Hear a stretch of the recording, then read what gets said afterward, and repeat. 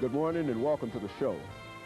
The topic this morning is domestic violence, and we're fortunate to have with us Miss Susan Cannon, who is the Executive Director of PEACE, and with Miss Cannon is Reverend JMarshall, who is a counselor and an instructor at Vanderbilt University Divinity School.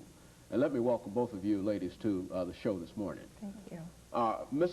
Cannon, let's start off with you by having you to give us some information in reference to domestic violence. What we'd like to try to do today is to give our audience as much information as we possibly can in 30 minutes dealing with this question of domestic violence. I think it has been declared to be the major public health problem in the nation by the U.S. Surgeon General.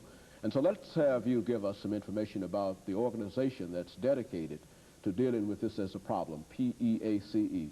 Why don't you start us off by giving us that information? Okay, thank you. PEACE is an acronym that stands for the Project to End Abuse Through Counseling and Education.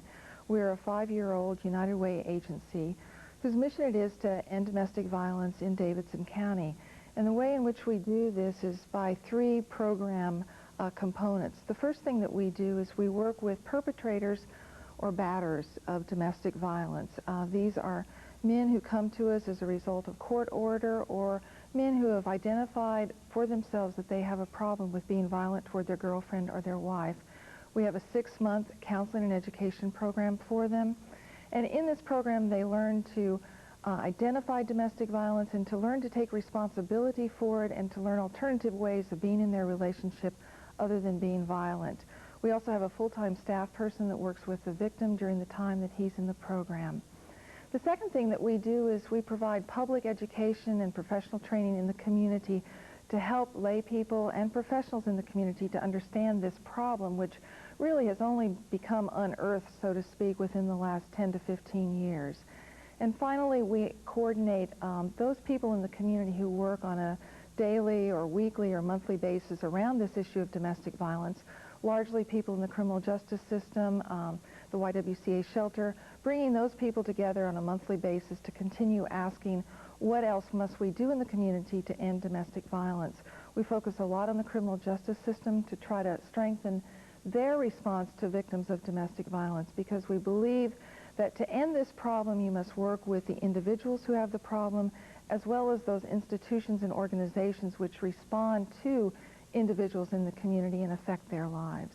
Very good. Reverend Marshall, I would imagine that being involved in counseling and as an instructor at Vanderbilt University's Divinity School, you've got quite a curriculum that will deal with this whole problem of domestic violence. Why don't you give us some information about your involvement with domestic violence? Certainly.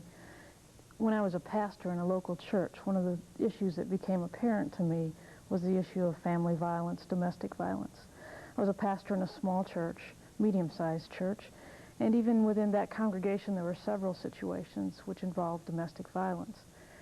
It strikes me that as pastors and as clergy and as persons who belong to church, we have some opportunities to be involved and to be encouraged to continue to look and be aware about what's happening around us.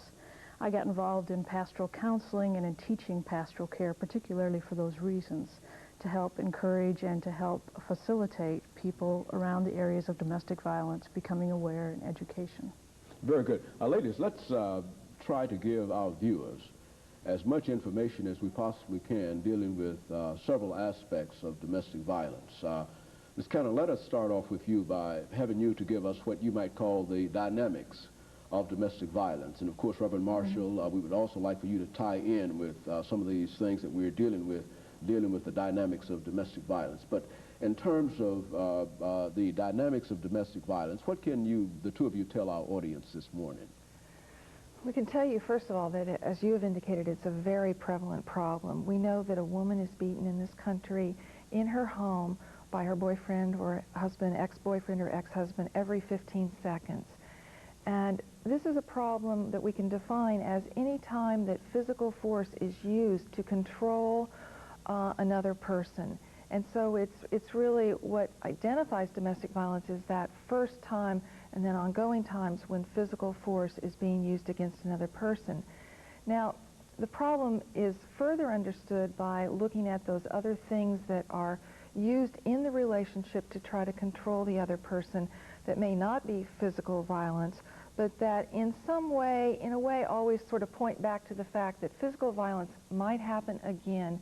These are such things as emotional abuse, calling her names, putting her down, making her feel badly about herself, economic abuse, not letting there be the needs in the household that needed to be operate the house, keeping money from her, putting her on an allowance, those sorts of things.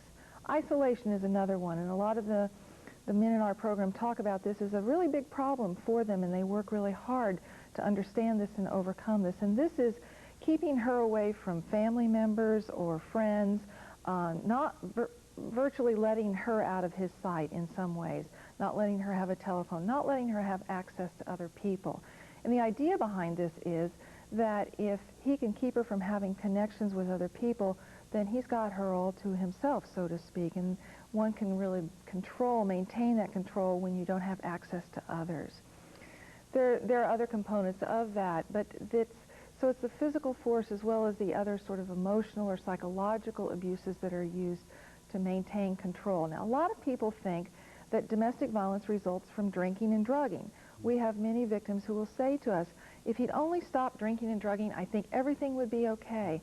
And we understand that as an interrelated problem, and many times he does drink and drug at the time that the abuse occurs. But we understand it as a separate problem. Both problems need to be treated, but it's not exactly that kind of a cause and effect problem. We know that about 80% of the people who are in our program grew up in homes where violence was either used against them as child abuse or was used against some other member in the family, and so they witnessed it. We understand this to be very much a learned behavior, and something then that our approach being educational helps them to unlearn old behavior and learn new behaviors. Very good. Reverend Marshall,